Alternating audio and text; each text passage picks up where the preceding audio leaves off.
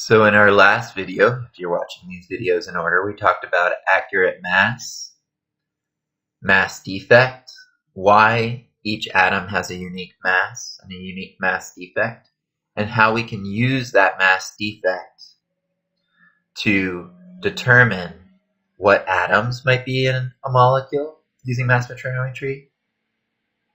We can use the mass to determine, again, what atoms might be in a molecule. So both those pieces of information. My name's Jeremy Comil from Innovative Omics and also research faculty at Yale University. And today we're now going to talk about isotopic pattern and formula prediction.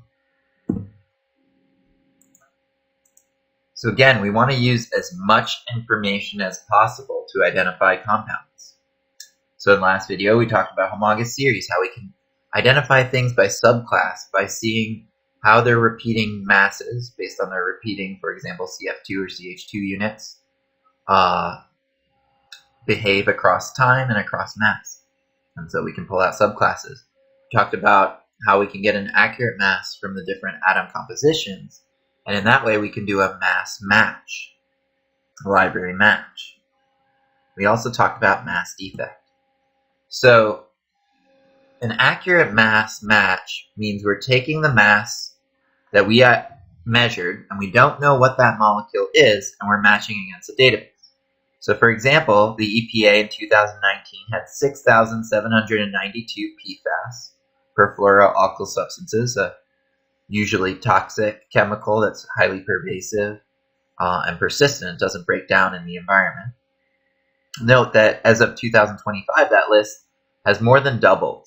And so these lists that we match against, as people do what we're teaching now, mass spectrometry, non-target analysis, they identify new compounds and expand these lists so they're ever growing.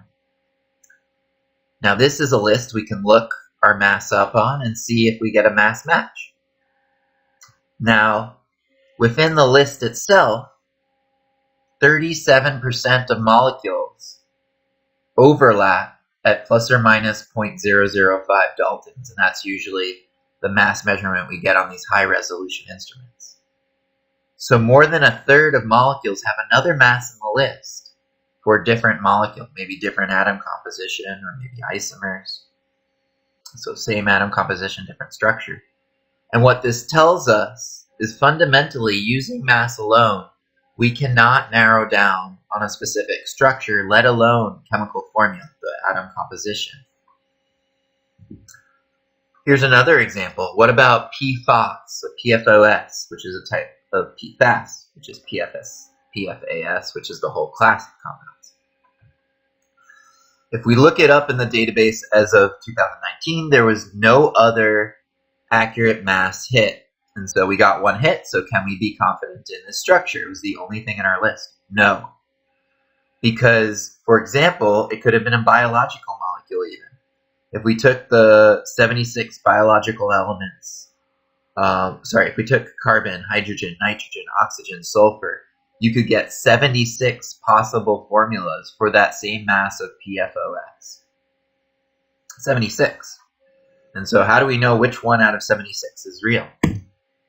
What if we added some halogenated elements, more man-made atoms into these lists to determine things? Now we're over 4,000 possible candidates. So the probability that we'll choose the right one is very, very low.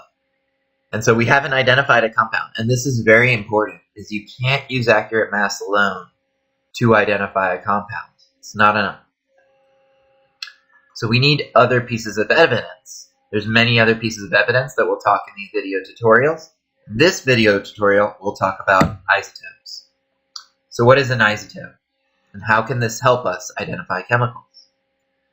Well, an isotope is the same atom, and an atom is defined by its number of protons, but it has a different number of neutrons. Remember, neutrons are neutral. They don't affect the atom's chemistry, how it behaves, what structures it forms, what we see in the world will look the same, whether it's built out of carbon-12 or carbon-13. The only difference is that it will have an additional neutron.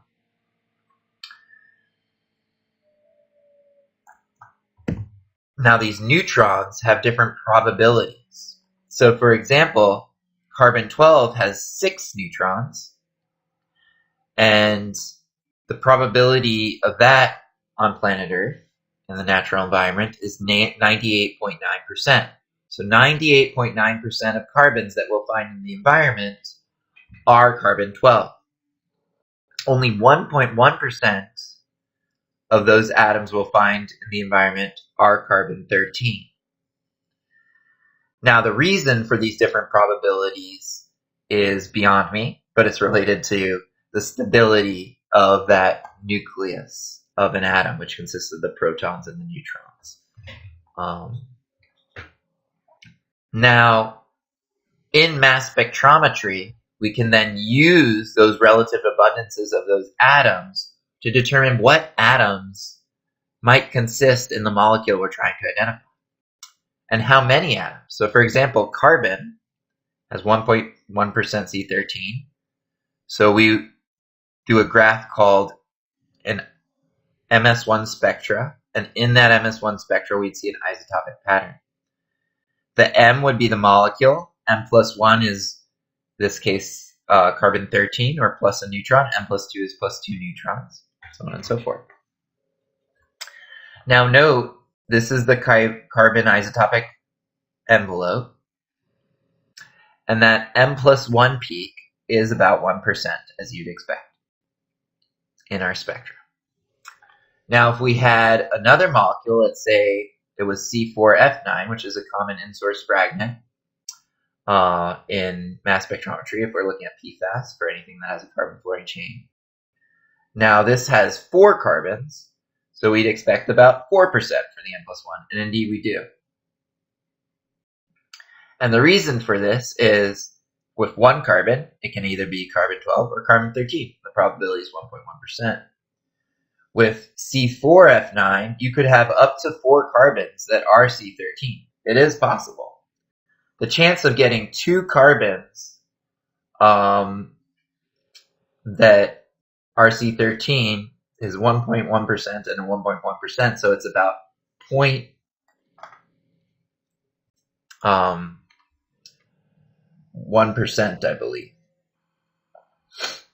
Now that probability, though, you can have many different arrangements of those C13, so you add those probabilities all together, and so now you get the overall probability of N plus 2, which is still going to be very, very small, but there is going to be a probability of N plus 2 of having 2 C13s, of N plus 3 having 3 C13s, having N plus 4 having 4 C13s. So all of those are possible. As far as we're concerned, though, the N plus 1 in the case of this molecule is the only thing that we'll measure a strong peak for. And so it's the only information we'll have, because the other ones will be too low to detect using our experimental methods. But that probability of the N plus 1 and the N plus 2 increases with the number of atoms, and this is how we can tell the number of carbon atoms from the isotopic pattern. So for example, here would be the probability of 2. These are all the different arrangements in which you could get 2 C13s. So what if we looked at a buckyball? So this is C60, it's just carbons in a ball form. We discussed it in our last video tutorial, so we'll use it as an example again. Now the N plus 1, N plus 2, N plus 3, N plus 4 are visible and give very strong signal. So this is very interesting. You can think of proteins, which are huge molecules, and they have thousands and thousands and thousands of carbons. And so now, actually, your M plus 1 could be bigger than your M, and your M plus 2 could actually be bigger than your M plus 1, because there's just so many chances to get a C13 that those become more probable to have 1 C13 than to not have 1 C13.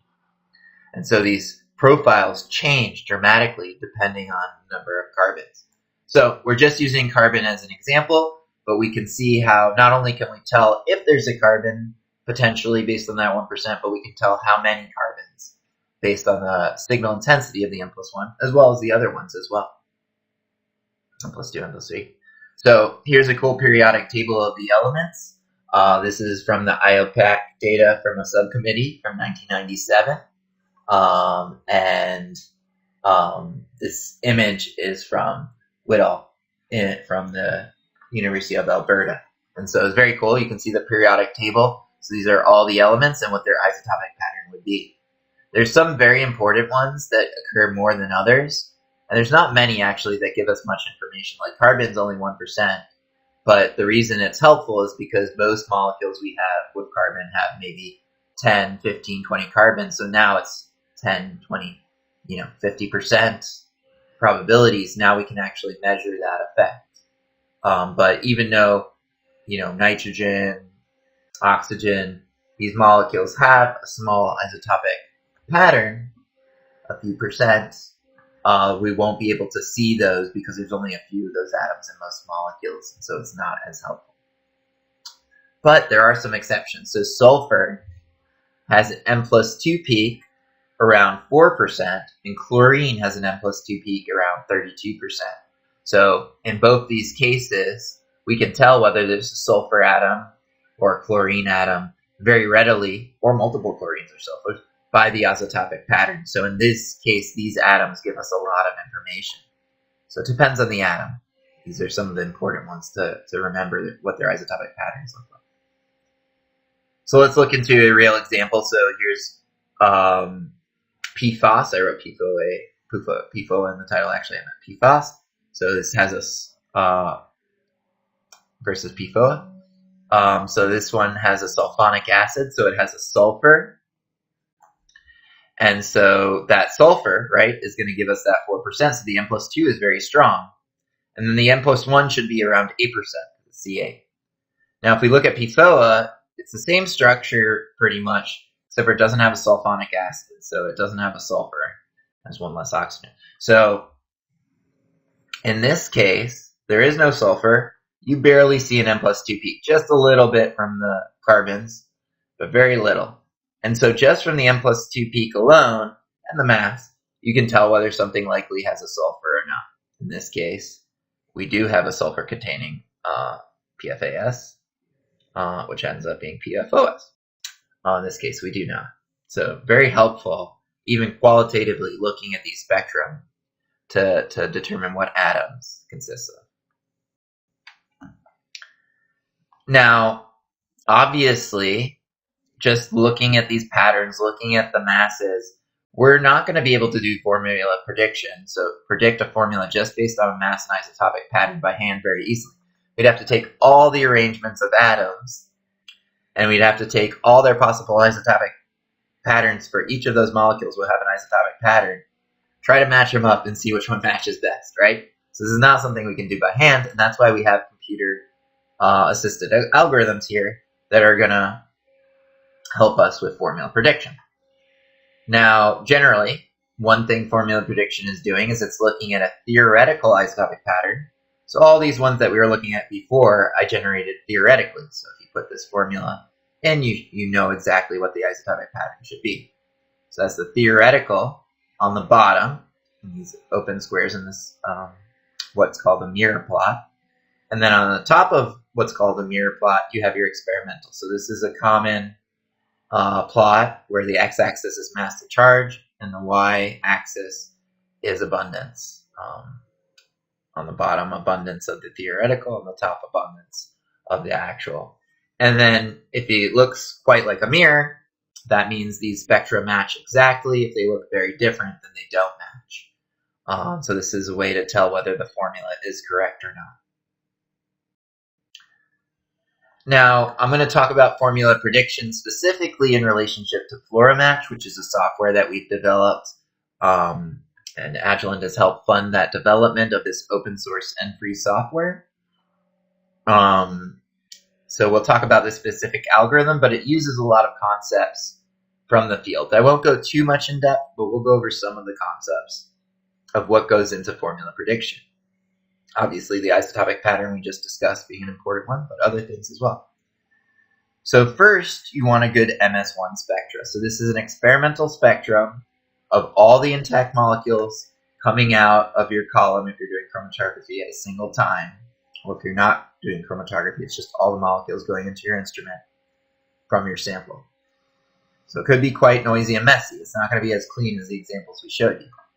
So we want to get the least messy spectrum. And for that, let's say you ran 100 water samples. And those water samples had very different levels of PFOA, for example, a certain type of PFAS, a certain molecule. So we take that spectrum with the highest abundance of PFOA so that we get the best signal to noise. We get a lot of signal of PFOA, so it starts to get higher than the noise, so we can get better formula predictions. And then we throw out all the other spectra. So we just use the best spectra.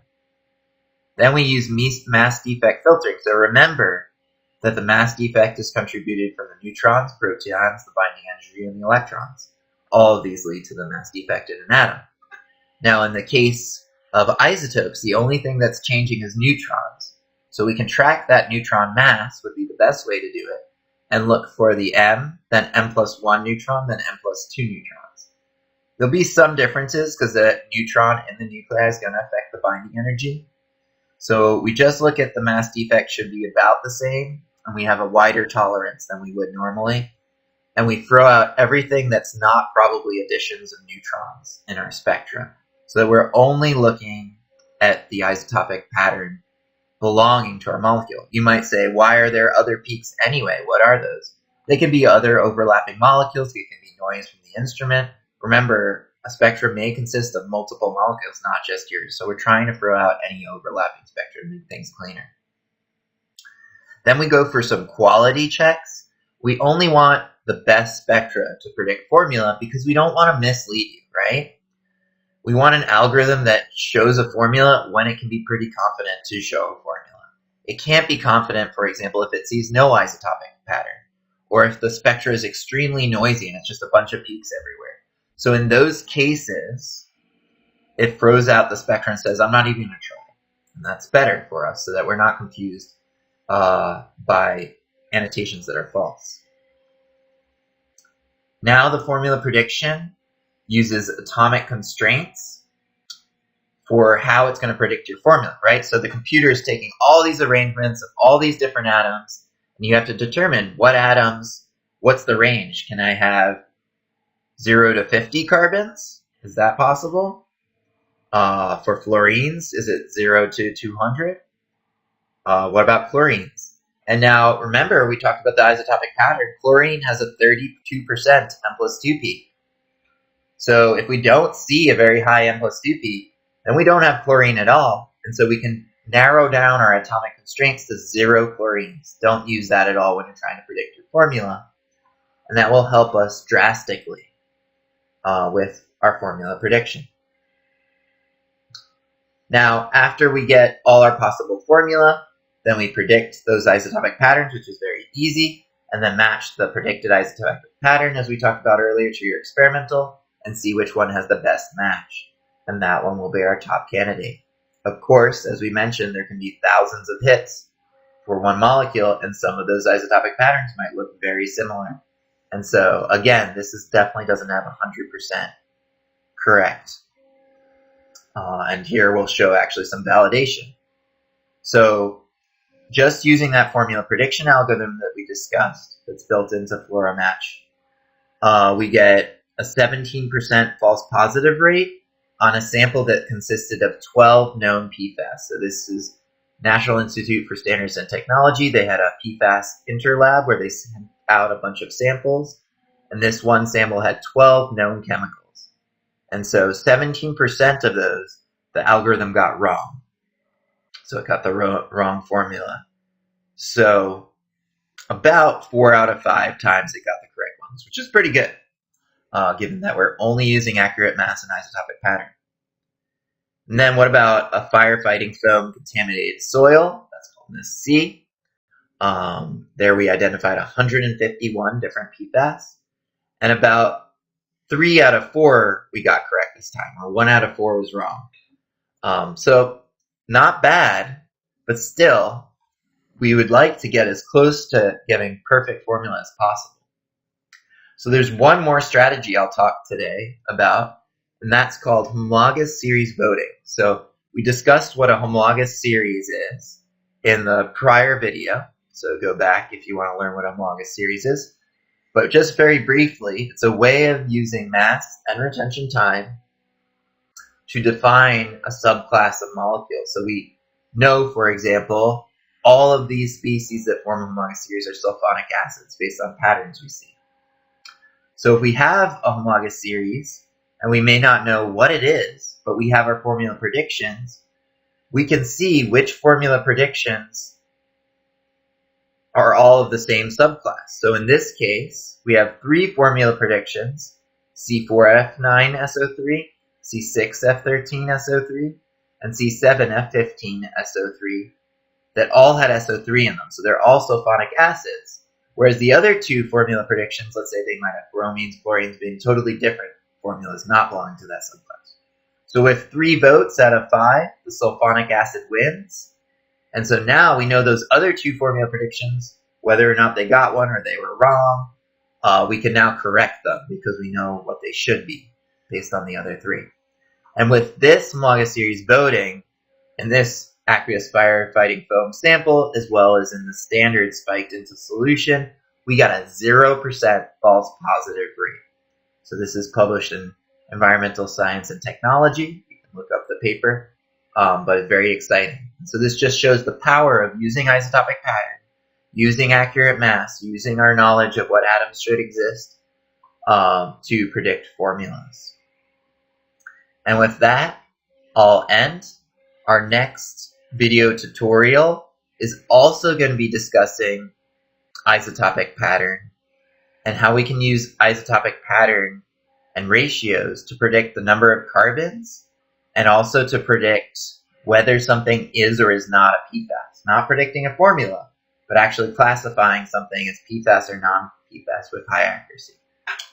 So, until then, my name is Jeremy Colmill. Please visit innovativoomics.com. If you want to download the softwares, if you have any questions, feel free to contact me via my contact on the website or through comments in this video. Looking forward to teaching you next time. See you next time.